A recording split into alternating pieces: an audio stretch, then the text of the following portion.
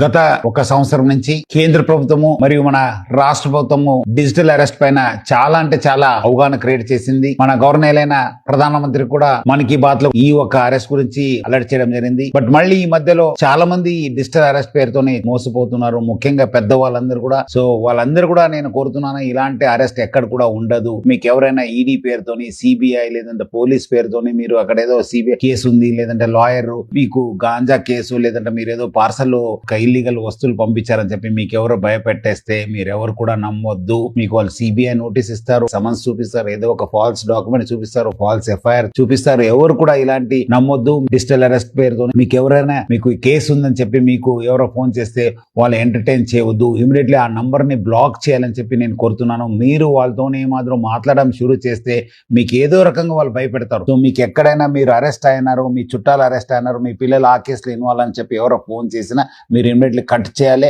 ఆ నంబర్ ని బ్లాక్ చేయాలని చెప్పి కోరుతున్నాను. ముఖ్యంగా పెద్దవాళ్ళందరూ కూడా వాళ్ళ పిల్లలు అలర్ట్ చేయాలి. చాలా మంది పెద్దవాళ్ళందరూ కూడా వాళ్ళు ఉన్న రిటైర్మెంట్ బెనిఫిట్స్ కావచ్చు, కొన్ని డిపాజిట్స్ లక్షల్లో కాదు కోట్లో మోసపోతున్నారు. ప్రజలందరూ కూడా ఈ డిజిటల్ అరెస్ట్ పైన నేను అలర్ట్ చేస్తున్నాను. ప్రజలందరూ కూడా అలర్ట్ ఉండాలి. ఈ ఒక సురక్షిత హైదరాబాద్ చేయాలని చెప్పి అందరూ కూడా కోరుతున్నాను.